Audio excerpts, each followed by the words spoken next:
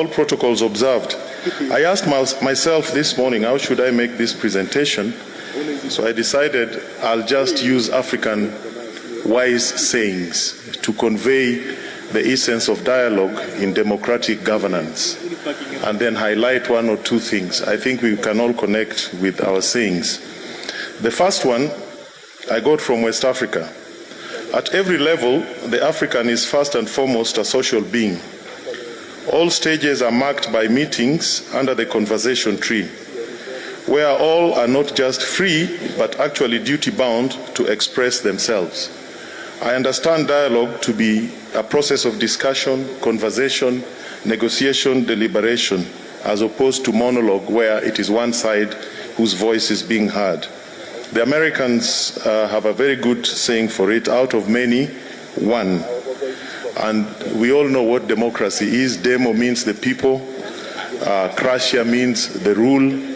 So it is the rule of the people, as opposed to aristocracy, rule of the elite, or what the distinguished senior counsel Kiraitu Murungi talked about, nihilism, where the might is right. The second quotation, or the second wise saying, goes as follows: everyone has to give an opinion about the problem set down for discussion. The eldest or most authoritative speak last in order to create a synthesis. When the best and most consonant decision is chosen, it is incumbent upon all. In other words, in a democracy, we must acknowledge plurality of ideas, opinions, arguments, and our focus should be to achieve the greatest good for the greatest number, and not all those things you are being told that politics is about self-interest. Those are people who have studied political science, but up to about 16th century. Current politics is about achieving the greatest good for the greatest number. In other words, public interest, public welfare. And if you look at our constitution, the entire construction is aimed to generate the greatest good for the greatest number. In other words, politics is a collaboratory, is a collaboration from amongst various people, and every voice counts. The other one is, when the weaver lifts one foot, the other descends. When one foot stops and the movement ceases, no more cloth is made. His hands launch the shuttle, it goes from one hand to the other. No hand can ever keep hold of it. As the action of the weaver, so is the union of opposites that weaves our life. Dialogue is key to harmony and unity in society. We must continuously engage in dialogue and in discussions, in negotiations, in all forms of our lives, so that there's peace and harmony in a democracy. As in life itself, opposites coexist everywhere, in social organization and in emotional life, in the exchanges between individuals. To live and actualize the contradiction, that is the essential. In other words, democracy can only be achieved through dialogue. We must always strive to get common ground. And the whole purpose is to reconcile our various competing interests to establish what we call common interests or national interests.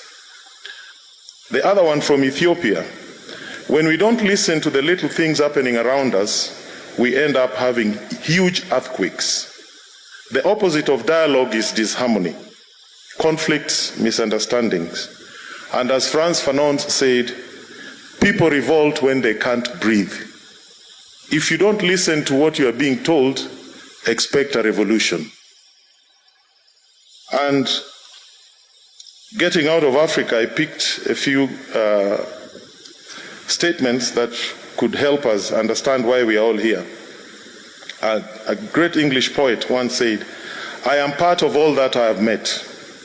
Some work of noble note may yet to be done." That is Lord Tennyson. What is it?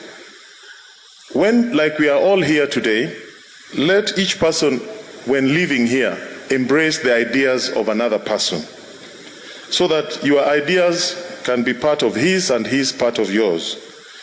And let's all carry a piece of everyone. In other words, if we listen well, we will realize everybody has something useful to contribute, and when we leave here, we will have gained not just for ourselves, but for our country. The youth should work together to challenge the status quo. They must not give up. That is Wole Soyinka. To build a better future, you must work together. And remember what the Americans tell us: eternal vigilance is the price of liberty. For the young who are here, it is your time to engage. It is your time to inject. It is your time to be part of the process. And by registering as a voter, you are doing something that is very important. You are downloading power into your hands. So you must register as a voter to have that power in your hands. One of the penalties for refusing to participate in politics is that you end up being governed by your inferiors. That is what Plato taught us. Finally, there are areas that I think we should have dialogue on going forward. And remember, dialogue is indefinitely novel. One is delimitation, and I'm happy IEBC is here because we have engaged with them in Parliament how to build public confidence. And I have every confidence that they are doing the right thing, the leadership and the commissioners. We have an issue of interest to the public, delimitation of boundaries. I know it is not going to happen, but let us complete the legal circle, whether we are getting an advisory from the Supreme Court, so that that issue is put to bed. We have the issue of campaign financing law. It is the misuse of money that is disadvantaging a lot of our young people and women from engaging in politics. It is time we regulate how much money affects our politics or infects our politics. Violence, use of goons. When the state becomes the agent of promoting political violence and goonery, then you know something is very wrong. And I think as all political parties who are here, we should condemn this in one voice and make political processes peaceful. Thirdly, voter registration. And I invite IEBC to explain to the public what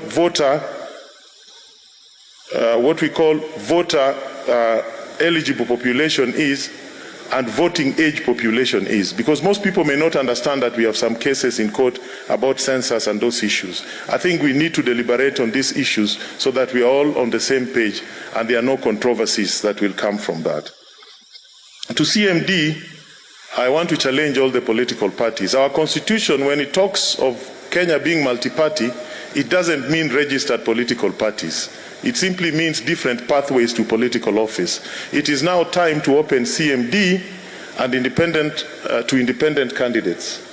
And we need also to open political party financing to independent candidates. It is how we will help these young people and women get into political office.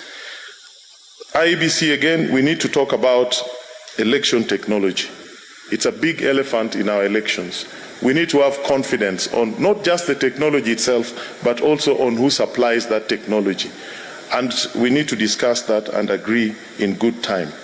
You will understand that in this world, established political parties are running out of fashion. Parties that have been in place for a long time, whether they are two-party systems. If you go to the UK, you can see the problems. Germany, France, everywhere.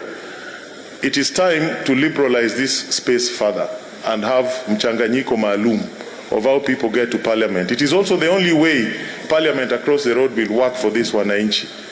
And we are having a problem with liberation parties across Africa. Wherever you have a liberation movement in power, there is no democracy. I don't want to mention them because I may soon cross the borders. But you know, you look around from South Africa all the way to up. It is a problem.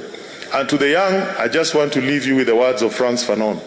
Each generation must discover its mission, fulfill it or betray it with relative opacity. Thank you for listening to me.